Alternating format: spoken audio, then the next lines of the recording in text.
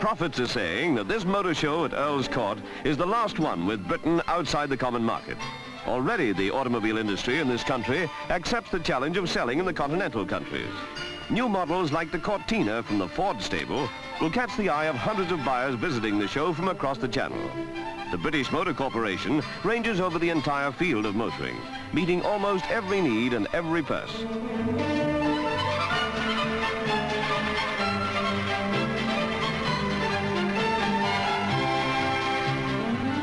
The Morris 1100 on the stand here were a frock, you would say it leaves nothing to the imagination.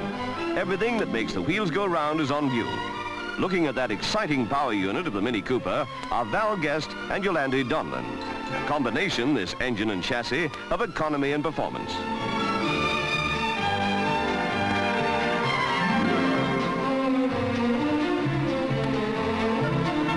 The name Riley has carried weight for more than a generation. On the stand here, it was carrying two girls from the windmill. Smallest car made by Riley, the Elf, has an 850cc engine and front-wheel drive. Obviously, a car to take the female eye.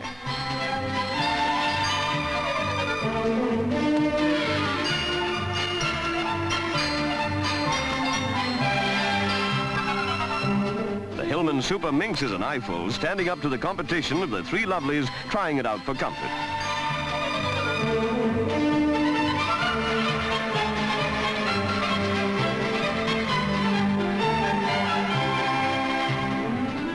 From the 1600cc engine to the back axle, the Super Minx spells luxury travel.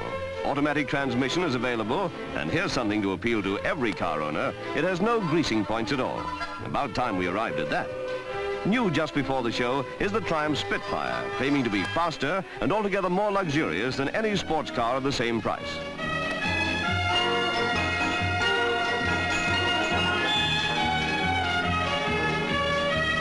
Twin carburetors serve the Spitfire's hotted-up version of the Herald engine.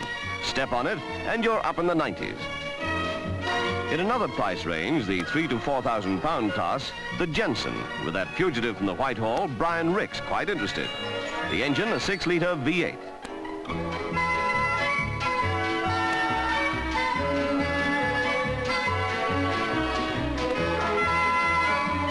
The Jensen, just the job for the connoisseur who's not too hard up, will loiter at 10 miles an hour or hit 130, depending on how far you put your foot down.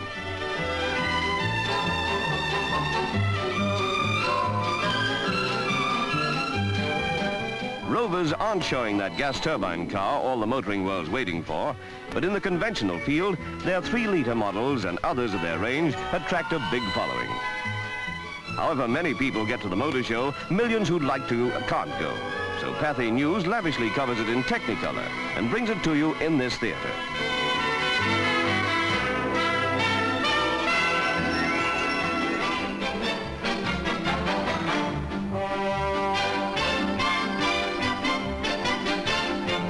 The coupe has lines stylish enough to appeal to the continental markets, plus the performance to which those Route Nationale and Autobahns afford scope.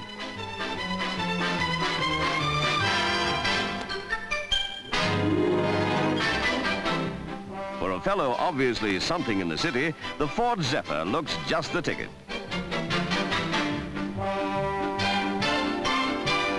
What a pity, it's for the police.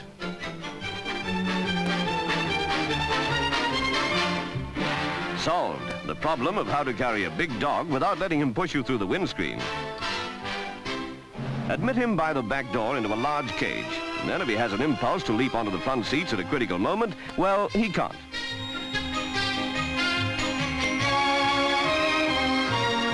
Jaguar is a magic name on both sides of the Atlantic.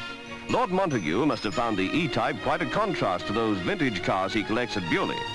This car industry is one of Britain's big dollar earners. Perhaps in the next few years, it will expand and put us really on the map of Europe. Certainly, this model has been an outstanding success since it erupted on the sports car world less than 2 years ago.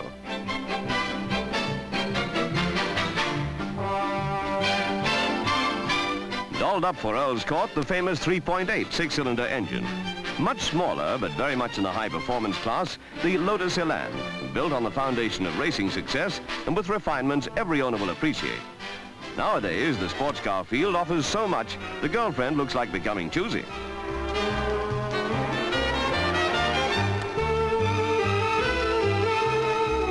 Somebody's fascinated by those headlamps. These days, everybody has motoring jargon on the tip of his tongue. Salesmen can't afford to bluff. And anyway, bluff isn't called for. The Lotus Elan has twin two-choke carburetors and, of course, disc brakes. The MG 1100, a winner in its class if ever there was one. As for the Continental Bentley, where is the motorist with 9,000 pounds to spare who could possibly resist it?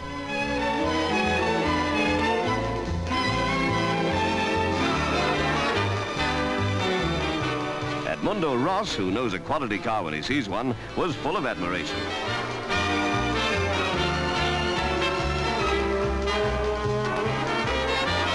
It's bewildering, this multitude of fine cars, more than holding their own in the world's most competitive industry. Manufacturers are now concentrating their gaze on the lands across the Channel, where in all probability, great new markets, the common market, await those who can deliver the right goods at the right price. If this year's motor show is any guide, the British car industry will rise to the opportunity.